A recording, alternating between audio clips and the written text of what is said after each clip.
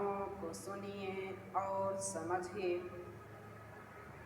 काफ़ी दिनों बाद वीडियो माध्यम के थ्रू हम आपसे मिल रहे हैं सरदार वल्लभ भाई Patel inter college YouTube channel पर।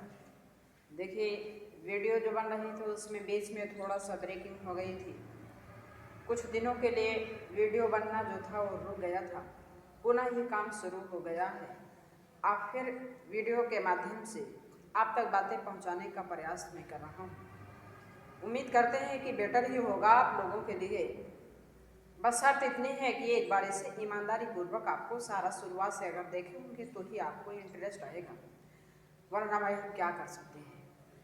फिर बात यह है कि हम लोग क्लास 11 के सबसे इम्पोर्टेंट टॉपिक केमिकल बॉन्डिंग नामक लेसन से संबंधित जानकारी लेना हम लोगों ने शुरू किया था।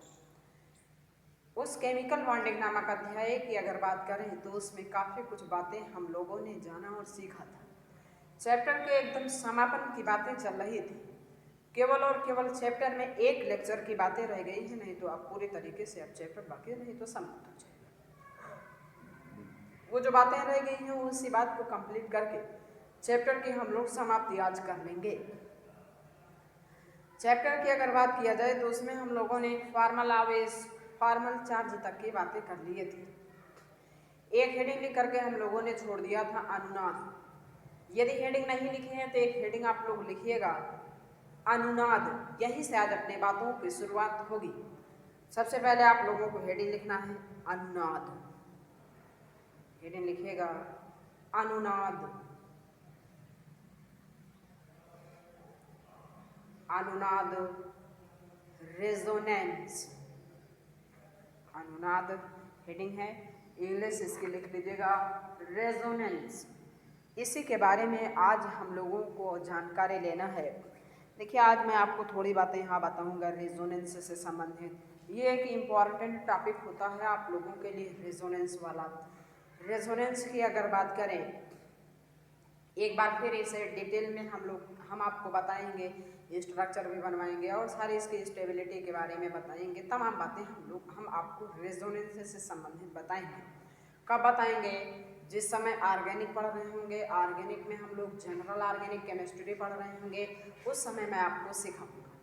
उसी समय हम आपको सिखाएंगे रेजोनेंस के बारे में, ठीक है। अभी तो फिलहाल हम लोग यहाँ पर एक छोटे डेफिनेशन और एक दो एग्जाम्पल के आधार पे हम अपनी बातों को समाप्त करेंगे, क्योंकि यहाँ पर उतना डिटेल डिस्कशन करने से कोई बेनिफिट नहीं। वहाँ जब करेंगे ना, एग्जाम्पल आपको करेंगे, ऑर्गेनिक केमिस्ट्री पढ़ाएंगे तो आपको ज़्यादा बेनिफिट होगा। हल्के में बातें यहाँ बताते हैं कि रेजोनेंस क्या होते हैं। जब किसी अणु या यौगिक, जब किसी अणु को एक से ज़्यादा लोएस संरचना द्वारा प्रदर्शित किया जा सकता है।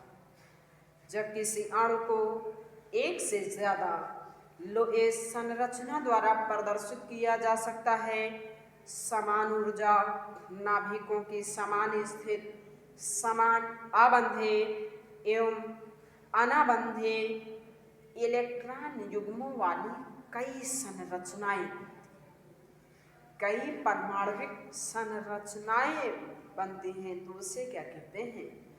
अनुनाद कहते हैं। एकदम सिंपल तरीके में सुनिएगा कि अनुनाद किसे कहते हैं। जब किसी अणु को एक से ज़्यादा परमाणित लुईस संरचनाओं के द्वारा लिखा जा सकता है। जब किसी अणु को एक से ज़्यादा परमाणविक लुईस संरचनाओं के रूप में लिखा जा सकता है तो उसे हम क्या कहते हैं? अनुनाद कहते हैं। बातें शुरुआत हो रही हैं, यहीं से लिखना शुरू करिएगा। आप लोग हेडिंग पढ़ी है, उसके अंतर्गत लिखने का कष्ट करें। जब किसी अणु को एक से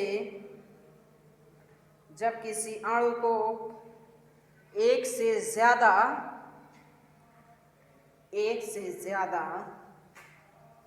लोएस संरचना द्वारा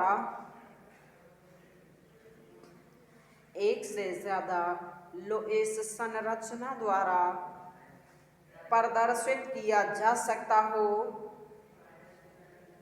द्वारा प्रदर्शित किया जा सकता हो तो समान ऊर्जा नाभिकों की समान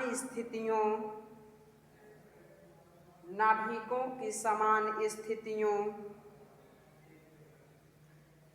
तथा समान आबंधीय एवं अनाबंधीय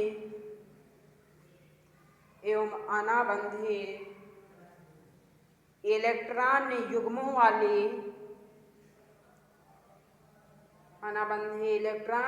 वाली कई संरचनाएं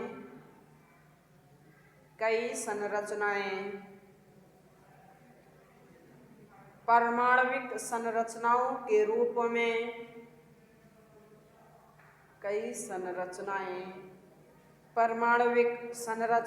के रूप में लिखी जा सकती हो तो उसे अनुनाद कहते हैं।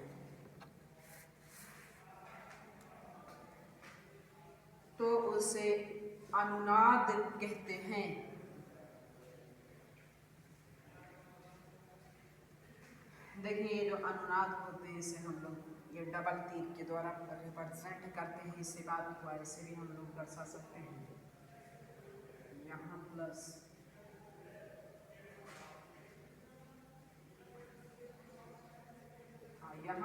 यहाँ बात समझ। तो इस चार्ज को हम लोग चाहे स्पेस में लगाएं, ये दोनों रूप से हम लोग लिख सकते हैं परमाणविक रूप से। इसलिए कैसा है, एक दूसरे की अनुनाद वाली कंडीशन है। एग्जाम्पल में लिख लीजिएगा, एग्जाम्पल नंबर 1 सपोज दैट, तो एग्जाम्पल नंबर 2 में लिखिएगा आप लोग SO2। जैसे किसकी बात करते हैं, SO2 की बात करते हैं। SO2 की अगर बात करें ना तो क्या हो जाएगा, ये देखिए स्ट्रक्चर इसका जो बनाते हैं SO2 का हम लोग एक बार ऐसे बनाते हैं, इसमें माइनस इसमें प्लस। इसी बात को हम लोग फिर ऐसे भी दर्शा सकते हैं, यहाँ माइनस यहाँ प्लस, ये डबल बॉन्ड यहाँ पे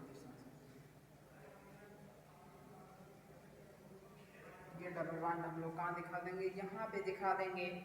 ये सब इससे क्या होते हैं, ये स्ट्रक्चर्स होते हैं। दर्शा दीजिए, और कोई इसमें बहुत बड़ी बातें नहीं। हाँ, जो एक छोटी बातें हैं वो आप दिखाएंगे। दिखाने के बाद पॉइंट बना के लिखिए, अनुनाद संकर अणु की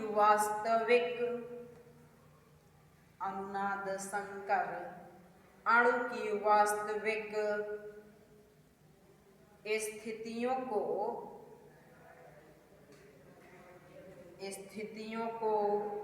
प्रदर्शित करता है। अणु की वास्तविक स्थितियों को प्रदर्शित करता है।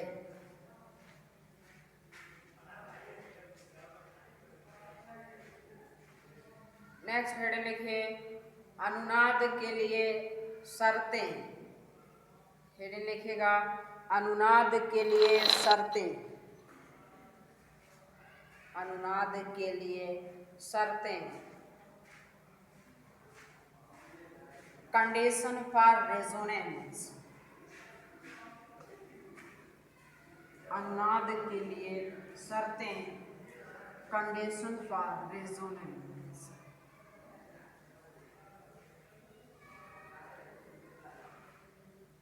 ठीक, देखिए अनुनाद के लिए कई शर्तें होती हैं। वो कौन कौन सी शर्त होती है, यदि अल्टरनेट पोजीशन पर डबल बॉन्ड होती है तो भी रेजोनेंस। अल्टरनेट पोजीशन पर double bond positive charge, double bond negative charge, double bond free electrons होते हैं, तो वो सब किसकी कंडीशन को रिप्रेजेंट करते हैं, रेजोनेंस की कंडीशन को रिप्रेजेंट करते हैं। देखिए दिखाते हैं आपको।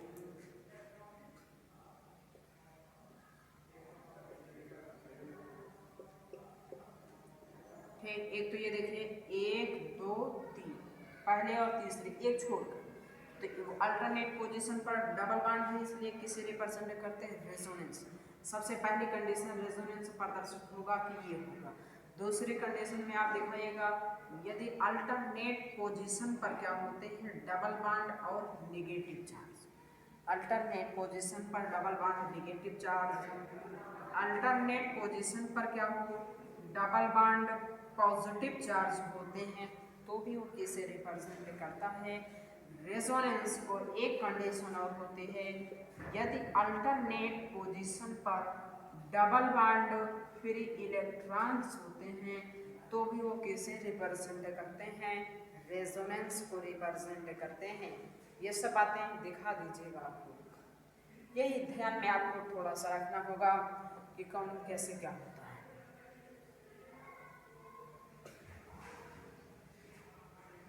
ठीक, आप दिखाने के बाद नेक्स्ट आपको हेडिंग लिखना, चैप्टर की लास्ट हेडिंग, चैप्टर का एक लास्ट टॉपिक है, हेडिंग लिखिएगा हाइड्रोजन बंध। इंपॉर्टेंट टॉपिक हाइड्रोजन बंध, हाइड्रोजन बंध। रेजोनेंस में होता बहुत कुछ है, हमने अभी आपको जान लीजिए कुछ नहीं।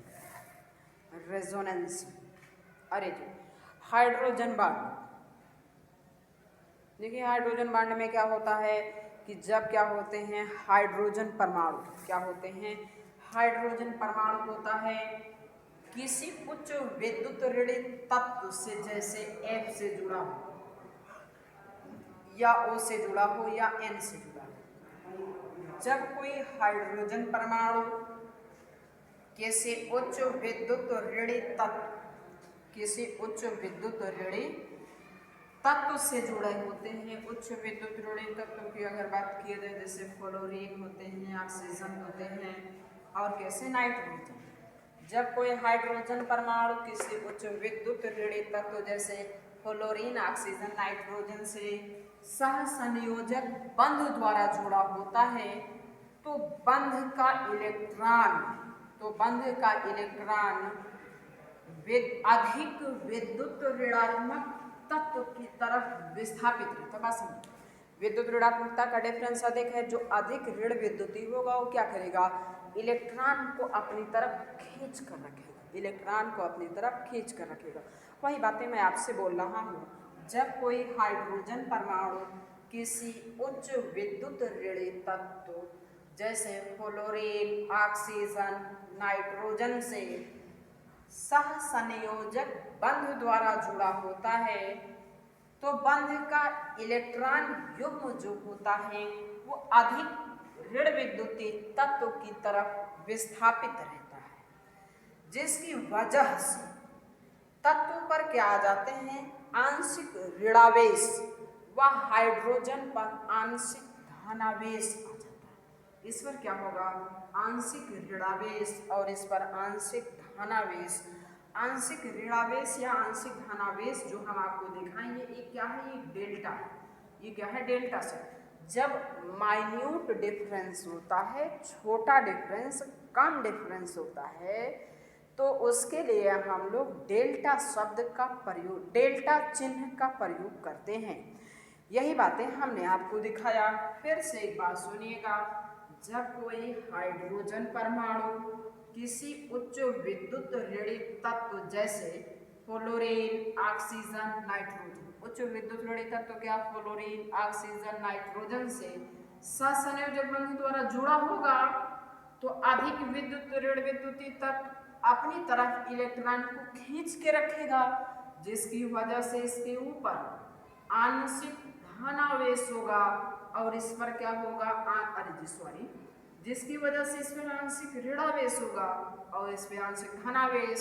सेम कहानी यहाँ पर भी होती है, इलेक्ट्रॉन को खींचे रखेगा, इसके ऊपर आंशिक ऋणावेश, आंशिक धनावेश होता है, जिसकी वजह से ये किसी दूसरी तरफ एक क्षीण आकर्षण बंध के द्वारा जुड़े होते हैं, जिसे क्या कहते हैं, यही क्या हो गया आपका हाइड्रोजन बॉन्ड, जिसे क्या कहते हैं, हाइड्रोजन बॉन्ड कहते हैं। फिर से एक बार रिपीट कर दे रहे हैं, जब कोई हाइड्रोजन परमाणु किसी उच्च विद्युत ऋणात्मक तत्व जैसे फ्लोरीन ऑक्सीजन नाइट्रोजन से सहसंयोजक बंध द्वारा जुड़ा होता है तो बंध का इलेक्ट्रॉन युग्म अधिक ऋण विद्युतीय तत्व की तरफ विस्थापित रहता है, जिसकी वजह से अधिक ऋण विद्युतीय तत्वों पे आंशिक ऋणावेश व कम ऋण विद्युतीय तत्वों पर आंशिक धनावेश आ जाता है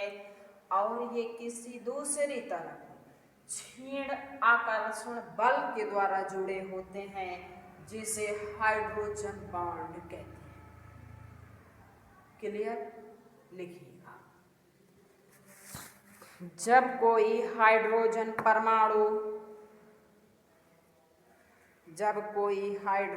परमाणु किसी उच्च विद्युत ऋणी तत्व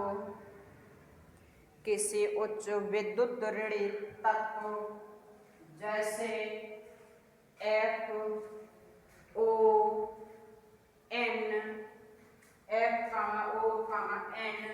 मतलब फ्लोरीन ऑक्सीजन नाइट्रोजन फोन से सहसंयोजक बंध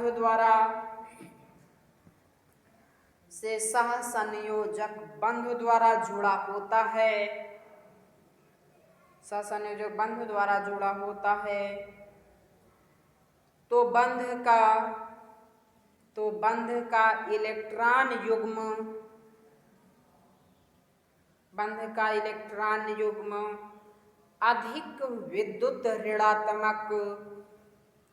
अधिक विद्युत ऋणात्मक तत्व की तरफ विस्थापित रहता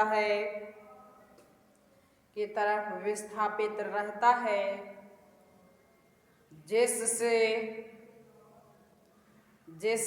हाइड्रोजन पर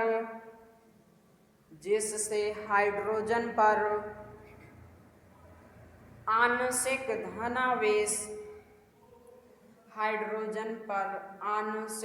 धनावेश व ऋण विद्युतीय तत्व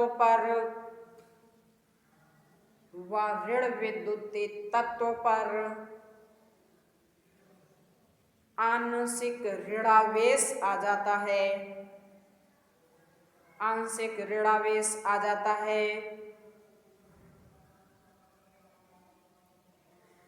तो यह किसी दूसरी तरफ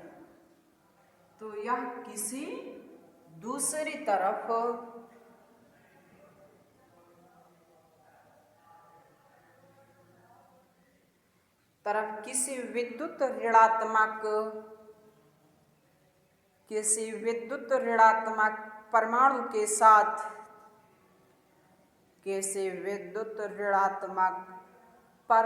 के साथ छेड़ द्विध्रुव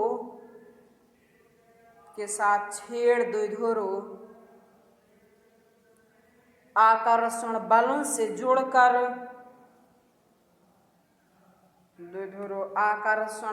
से जुड़कर हाइड्रोजन बंध बनाता है।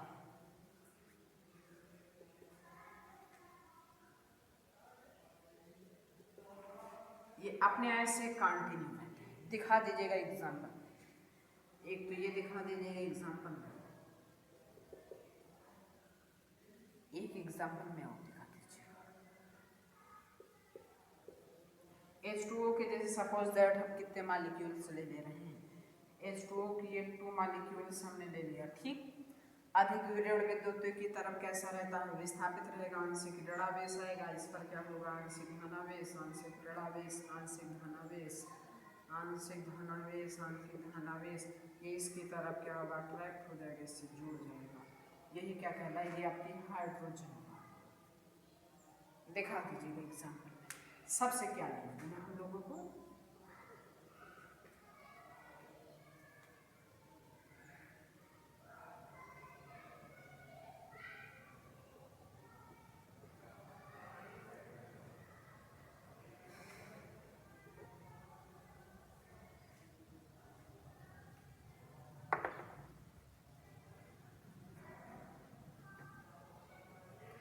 अब जैसे ये हाइड्रोजन बॉन्ड जो होती है ना, ये 2 टाइप्स की होती है।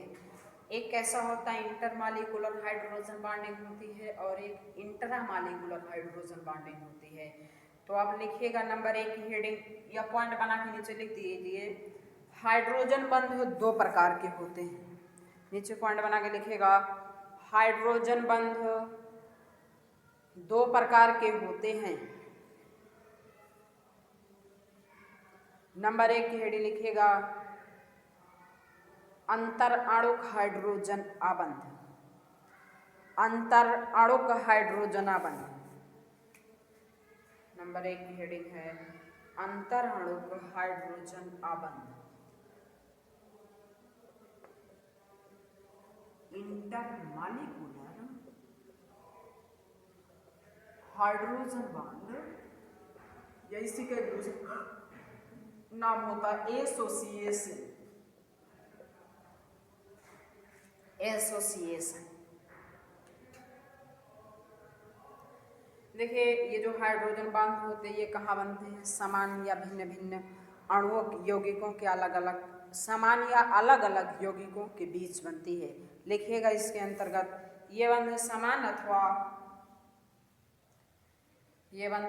अथवा भिन्न यौगिकों के, समान अथवा भिन्न यौगिकों के दो अलग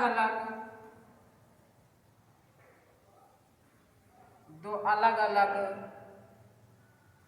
अणुओं के बीच बनते हैं,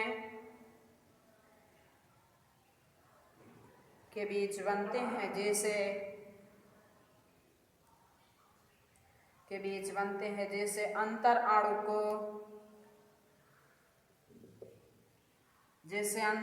को हाइड्रोजन बंध कहते हैं।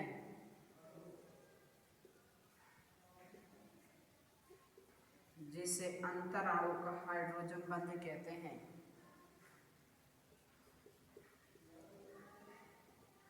एग्जाम्पल में दिखा दीजिए, एग्जाम्पल में से दिखा दीजिए, और ये अपने ऐसे ही कांटे भी होते हैं। एग्जाम्पल में ये दोनों दिखा दीजिए, इंटरमॉलिक्यूलर हाइड्रोजन बॉन्डिंग और एसोसिएशन के एग्जाम्पल्स। यही चैप्टर में एक टॉपिक्स और पढ़ने हम लोगों को, अंतराणु हाइड्रोजन बॉन्ड। अंतराणु हाइड्रोजन बॉन्ड मतलब कि इंट्रामॉलिक्यूलर हाइड्रोजन बॉन्डिंग। नंबर 2 की अब आप लोग हेडिंग लिखिए, हाइड्रोजन बॉन्ड 2 टाइप्स के होते हैं। 2 टाइप्स में नंबर 1 हम लोगों ने पढ़ा इंटरमॉलिक्यूलर हाइड्रोजन बॉन्ड। सेकंड, अब इसमें हेडिंग लिखिएगा, अंतराणुक हाइड्रोजन बॉन्ड। अंतराणुक हाइड्रोजन बॉन्ड, अंतराणुक हाइड्रोजन बॉन्ड। ये था इंटर, तो नेक्स्ट कर दीजिएगा क्या,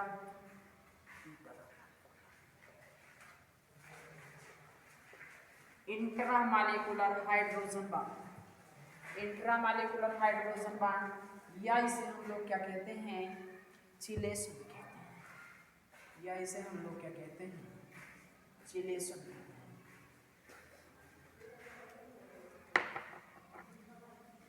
ये क्या होगी, यह बंध कहाँ पाई जाती है, एक ही अणु में उपस्थित होती है, तो उसे हम लोग क्या कहते हैं, इंट्रामॉलिक्यूलर, यानी कि अंतरा अणुक हाइड्रोजन आबंध कहते हैं।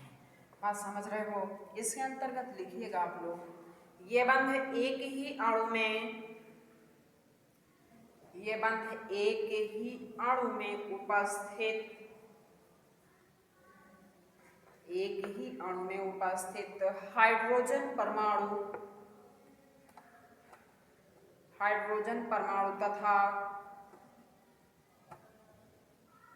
तथा अधिक विद्युत ऋणात्मक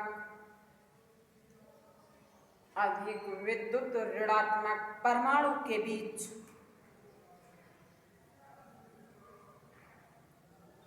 अधिक विद्युत ऋणात्मक परमाणु के बीच बनता है।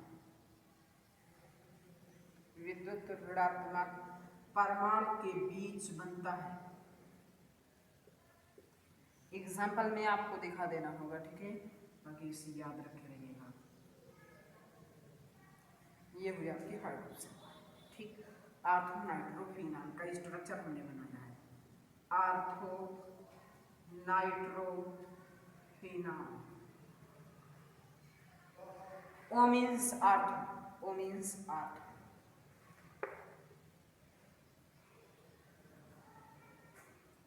नेक्स्ट एग्जाम्पल बनाते हैं।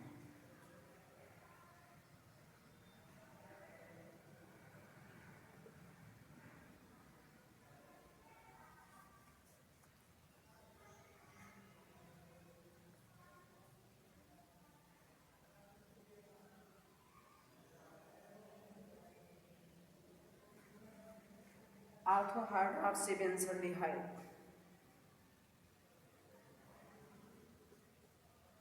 आर्थो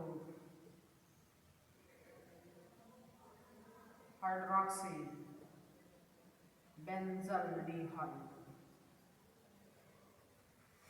दर्शा दीजिए सर एग्जाम्पल। ये दोनों एग्जाम्पल में दिखा दीजिएगा।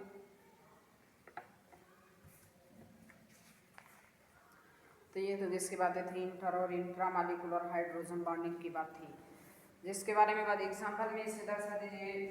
इंटर क्या होता है, इंट्रा क्या होते हैं, दोनों के बारे में ही हमने जानकारी ले लिया। अब बातें सुनिएगा। देखिए यहाँ पर आने के बाद पूरी तरीके से चैप्टर की बातें समाप्त होती है। क्लास 11th का एक काफ़ी इम्पोर्टेंट टॉपिक हुआ करता था ये केमिकल बॉन्डिंग। और ये देखिए पूरे बुक का सबसे बड़ा चैप्टर यही है, केमिकल बॉन्डिंग।